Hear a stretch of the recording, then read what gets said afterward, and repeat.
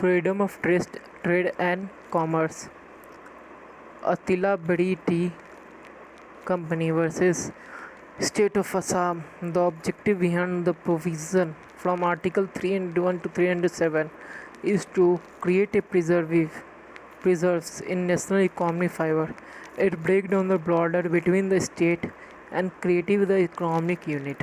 Supreme Court held that imposition of the tax or duty in every case would not be amount per se an infringement of Article 301.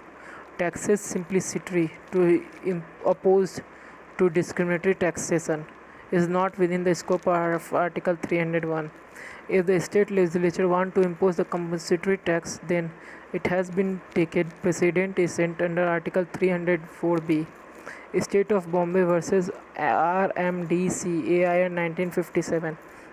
It was held that protection offered under Article 301 available to the lawful trading activity and does not extend to the activity which is res extra commercium.